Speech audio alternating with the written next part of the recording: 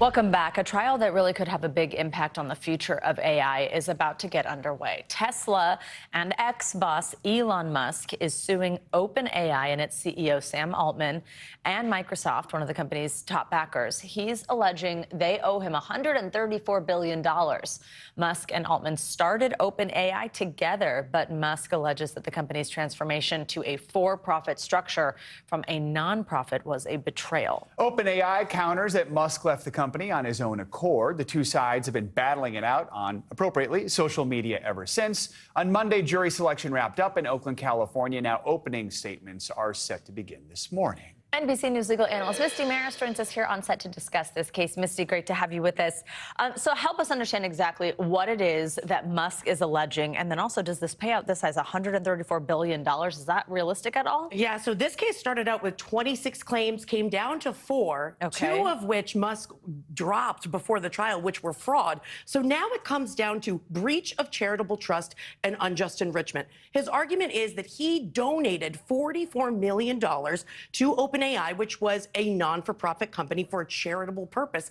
But now the company restructure has made it a for-profit company, what he called from a non-for-profit to a wealth machine. So the damages, that $134 billion, is the ill-gotten gains from that original donation. But he's not just asking for that. He's asking for Altman to be removed as a leader. He's asking for that unwinding of the recent change, which made this a for-profit corporation. So there's more to it than just that tremendous number. I'm trying to imagine a jury wrapping their heads around the idea of a $134 billion reward. Anyway, obviously Altman and OpenAI fighting this strongly. What are their arguments? So their defense is Musk started off as a board member and co-founder, and he got salty when he was not in charge. He knew that OpenAI was going to be for profit and supported it. So his knowledge is going to be a piece of that. And they also say that, guess what? Musk has his own AI company. And so this is really just to throw a wrench in the competition. And there's an IPO expected by the end of the year for OpenAI. So talk about the real life consequences and how this reshapes AI. If Musk is successful in this trial, you're talking about a major change in the company's structure and to the tune of potentially $134 billion of lost profit.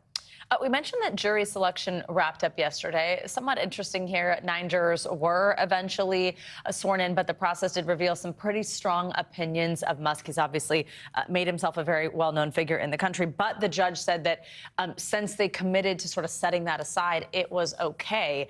How usual is that for a case like this? I mean, does it make the judge's job more difficult? Can OpenAI or Elon himself have anything to say about that? So when you have a high-profile figure, you're always going to have that issue. Can you put aside your personal opinions of this individual and just look at the facts of the case?